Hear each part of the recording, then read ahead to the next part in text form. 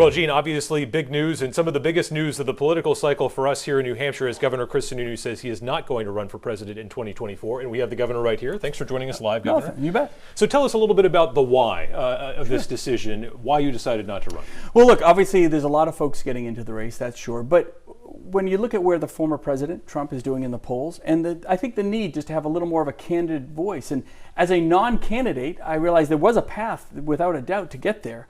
But as a non-candidate, I can be a little more unleashed. I can talk a little bit more about where we need to be as a party, about the future, bringing independence and young people onto the ticket. And I think there's just a responsibility to, not just myself, for others, to be able to step up and understand this isn't about us. It's really about the Republican Party and ultimately the country. You've talked about being a quote-unquote referee in this Republican primary. Do you see yourself putting on that striped jersey now and, well, not necessarily not taking a side, but potentially definitely a host in the governor of the First in the Nation primary is going to still allow me to have a national voice. I speak a little more candid than other folks, and now I'll even to be able to do it to a whole different degree. And I think that's very important for what we need to see as Republicans with our candidates. The debates are going to happen. We'll see who can give a punch, who can take a punch.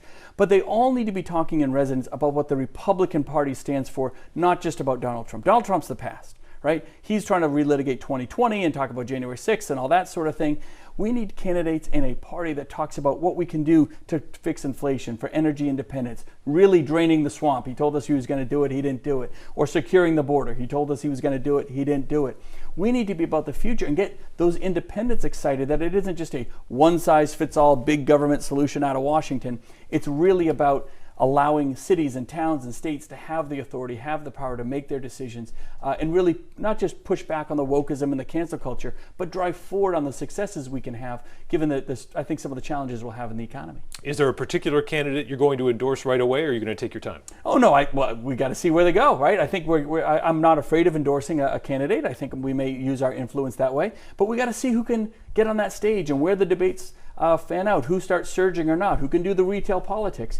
And I'm just realizing that while there was a clear path to be successful, especially in Iowa, I mean, 80% of folks in Iowa don't even participate in the caucus. There was a huge swath of potential voters there, and you only need about 85,000 to actually win the caucus. So there was a huge potential to make a run there, show we know how to do the retail politics, obviously do well in New Hampshire, but we got to see what those other candidates can do. And with me a little bit, not as a candidate, only talking about myself, a little bit more talking about the Republican Party, hopefully inspiring other voices to have that same resonance about what it's going to be for us tomorrow, making sure that we elect a candidate that brings something to the table, not just relitigating the past. And you mentioned you're not going to be supporting Trump in this primary, but if he's the nominee, you're still going to be voting for him. Look, I don't think he's going to be the nominee.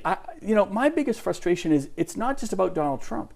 He costs us U.S. Senate seats. He costs us governor seats. He costs us school board seats. He really does, with a messaging that other folks can't get around. He's effectively co-opted the message of the party, which affects the ticket. My focus is always going to be on the senators and the governors and the congressmen that have an opportunity to run on their own, stand on their own 2 feet, and we don't relive what happened in 2022. That Donald Trump message killed us in 18, really hurt us in 20, and really, I mean, we should have 53 U.S. senators right now, but his message killed it, and we have 49.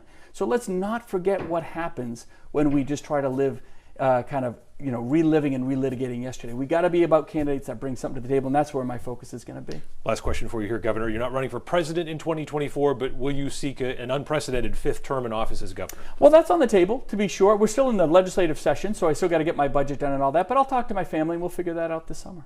All right, Governor Sununu, thanks so much for your time. Thank you, you bet. All right, and so Governor Chris Sununu not running for president in 2024, but future political plans still on hold.